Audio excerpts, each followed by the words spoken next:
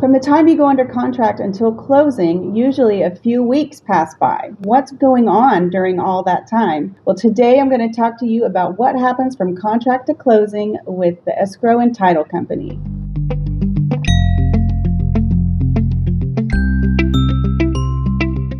Hey everybody, this is Natalie with the Bratton Real Estate Group at RE/MAX First in Oklahoma City, and today we are going to talk about what happens when you go under contract until you get to closing. And today I am in Chicago Title with my friend and closer, Megan Stevens. Hi. Everybody say hi to Megan. Hi. So Megan, just to start us off, tell everybody a little bit about yourself, where you grew up, a little bit about you, and what you do here at Chicago Title.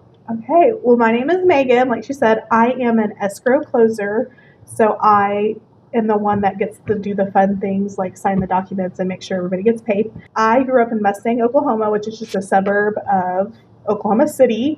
I have been in the title industry in some form or fashion for about 13 years, but I've been at Chicago Title most recently for almost 7 years as an escrow closer.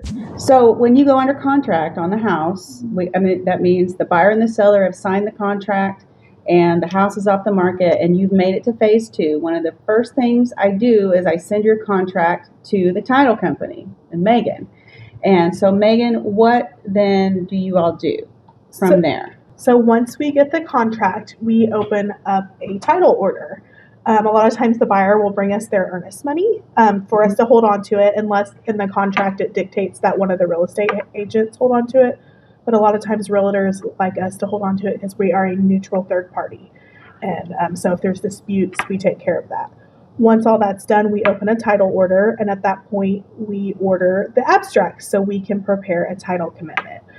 Basically, we will research the property and figure out what liens, if any, are on the property, any ownership issues, and our attorney will prepare the title commitment and give us a list of to-dos on what needs to be done in order for us to convey the property to the new owner with zero title issues. Tell everybody about abstracting. What is an abstract? Okay. Well, honey, you should ask. I have one right here. Oh. What a coincidence. It's not a coincidence. So in order for us to prepare our title commitment, in Oklahoma, we're one of 2 states that does this, we'll update an abstract. This is what an abstract looks like. This is kind of a fairly small one. You can kind of see if you look at it. Riveting reading. Yeah. Really fun. So I call this, each property has their own history book. This is every document that is filed in the county records that's ever been recorded against this property. Since 1889. Yeah, this one. So what our attorney does is they will do a search of the county records from the last time it was brought up to date, and they'll add additional documents that have been filed. After the abstract's been up to date with all the most recent documents, an attorney or an examiner will examine it and look to see what issues have arisen since then. If there's been a mortgage filed, they'll notate that so we know that we need to pay that off at closing. Cool. And this is not something that you have to put in a safe and keep. Yes. The county keeps it. They keep it in a dark basement somewhere, and they pull it out whenever it's needed. So you don't have to worry about losing it. Yeah, all the title companies, we order them from the warehouse. And it's better that you let the warehouse because they're liable for it if it's in their possession. Right. And if you lose it, you have to pay money to get a new one. Yeah. So one of the fees that you pay at closing is title insurance. And so Megan, tell everybody what title insurance is and then why you need it. Well, title insurance is a one-time fee that you pay at closing.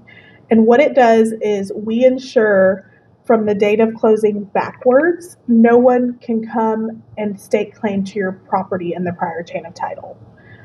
So the reason for that is typically your lender will require you to purchase a lender's policy on the property because when you close, they want to make sure that their mortgage is in first lien position, that no one can come in and say, hey, we have a claim on that property. At the same time, we issue an owner's policy for just a simultaneous issue fee, and you get that same benefit. So the lender wants to protect their interest, and then the owner's policy protects your interest. So that way, no one can come back and stake a claim on the property. So like a common example would be if the roof got replaced and maybe the previous owner paid the roofer, but then the roofer never paid the company that gave them the shingles.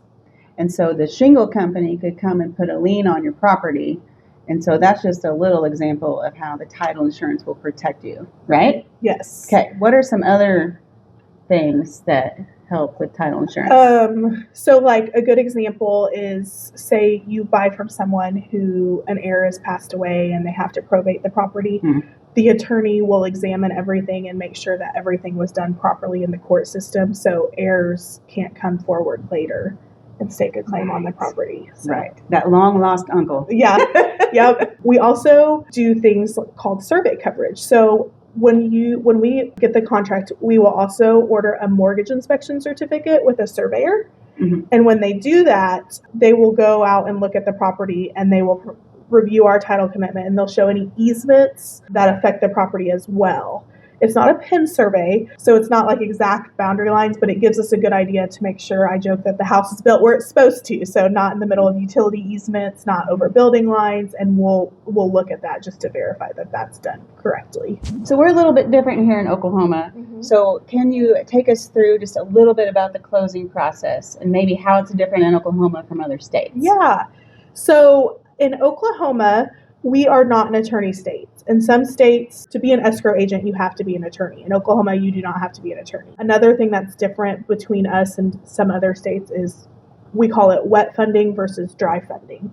So wet funding means that when you get to the closing table, once everyone has signed the documents and we have the money from all the people, we're allowed to fund and disperse and pay at the table. So a dry funding state means you get the money, you get the document signed, and then you submit it to the county to record the deed and mortgage. Once that's been approved by everyone and once it's been accepted by the county, you can fund at that time. So that's something that's different.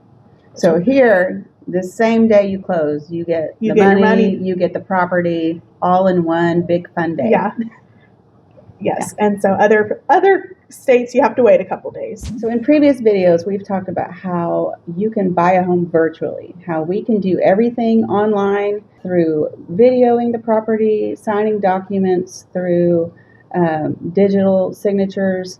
And so, Megan, what do we do if someone is needing to close, but they are not actually going to be present in Oklahoma yet at the time of their closing? Yeah, it kind of depends on the scenario. So if you're a seller and you are either moving out of state or you've inherited a property, what we typically do is we have a notary service.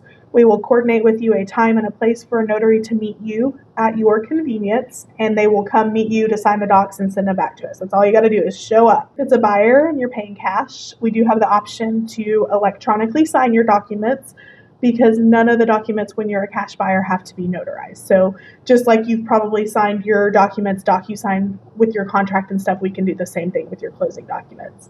If you are getting a lender, what we typically do is we coordinate a notary to meet with you a day or two before closing. We'll work with Natalie, we'll work with the lender, kind of make sure the disclosures line up, and we'll do the same thing we did with the seller, and we will have a notary meet you at your convenience so that the documents can be sent back to us for funding. Yeah, so in the old days, some of you are like, well, I used to just go to my bank and the notary there signed for us. Well, we're a little bit more official these days. Yeah. And they actually send a notary to you. Do you know why that is? Well, there's a special kind of notary. Yeah, so with title insurance, one of our biggest claims is notary fraud. And so in order to combat that, we use approved notaries that have the proper E&O insurance so that it protects everyone involved. So it's not just a bank teller that happens to have a notary. It's actually an insured notary. So, I didn't actually know why. I just thought you all were making more rules. Yeah, no, it's to protect everybody. Cool. So Megan, you've been doing this job for a while now. What do you like about it, and why do you keep doing it? Yeah. Well, I just really like real estate. I have a rental house and my own house, and we've been able to just kind of do some really interesting things in our family because we have that financial backing of real estate. So I just really love what I do because I think it's just an exciting time for people, and getting to talk to them and see what their future holds with real estate is just really fun. Well, thanks everybody for watching, and come back next week. I have a lot of things coming up in the next month. We're going to be talking Oklahoma road trips. the Check Me Out Cat Cafe, and a dog pub. I've got some great stuff coming up. So subscribe to the channel, hit the like button, and come back next time for more on real estate and fun in Oklahoma.